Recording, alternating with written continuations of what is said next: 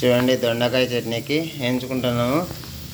చూడండి ఏమేమి కావాలనో ఇక్కడ చూడండి.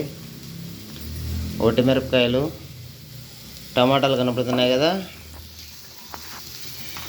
జీలకర్ర, కొత్తిమీర, ఒట్టి కొబ్బరి కొంచెం లైట్గా వేసాము, ఎందుకంటే మా ఆవిడ వాలింది కాబట్టి. బటర్తో వేయించాము. బటర్ కొని ఇక్కడ ఉంది చూడండి.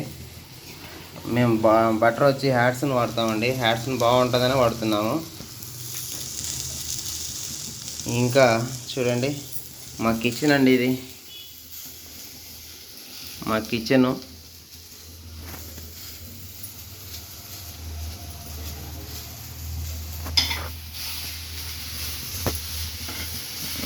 చూశారు కదా వేగుతున్నాయి.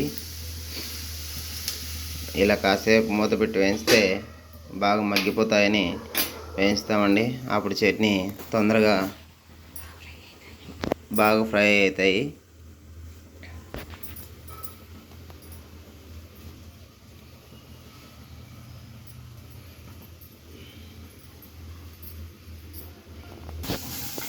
చూడండి ఇప్పుడు మూత పెట్టిన తర్వాత బాగా మగ్గాయి కదా, ఇంకా ఒక 3 మినిట్స్ వేయించుకుంటే ఇంకా బాగా మగ్గుతాయి.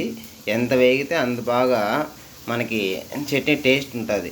మనకు పచ్చి పచ్చిగా ఉంటే బాగుండదు కదా, అందుకని బాగా వేయించుకోవాలండి.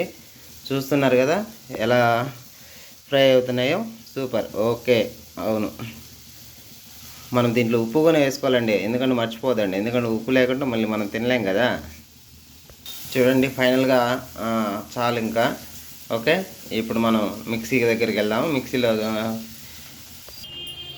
చూడండి, మిక్సీలో మనము ఇప్పుడు ఏమేమి వేసుకున్నామంటే జీలకర్ర, ఒట్టిమిరపకాయలు, కొబ్బరి మేము రోట్లో దంచుకున్నామండి. ఎందుకంటే మిక్సీ బ్లేడ్లు పోతాయని మనం కొంచెం దంచుకున్నామండి. చూడండి చూడండి మిక్సీలో దొండకాయలు, టమాటకాయలు, కొత్తిమీర అవన్నీ వేయించుకున్నాం కదా, అవన్నీ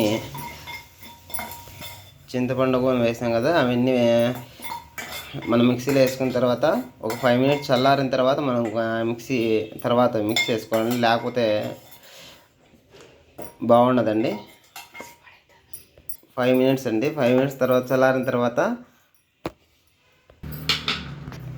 చివరిలో 4 వెల్లుల్లి రెప్పలు కూడా వేసుకోవాలండి. తగినంత ఉప్పు చూడండి వేసాం కదా. ఓకే, ఇప్పుడు అర్థమైంది కదా ఏమేమి వేసుకున్నామో. ఇప్పుడు చూడండి ఆన్ చేస్తాము. చట్నీ కొట్టాలి కదా. ఓకే, మనం అనుకున్న దొండకాయల చట్నీ రెడీ అయిపోయింది. చూసారు కదా. ఫైనల్గా మనం అనుకున్న దొండకాయల చట్నీ రెడీ అయిపోయింది.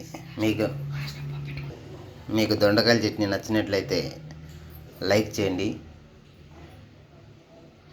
షేర్ చేయండి, సబ్స్క్రైబ్ చేయండి. ఓకే, ఇంకా బాగా నచ్చినట్లయితే కామెంట్ చేయండి. Okay, please like, share, subscribe the channel. మా అక్కగారు టేస్ట్ చూసారండి, బాగుండదన్నారు. Super. Okay okay, thank you friends.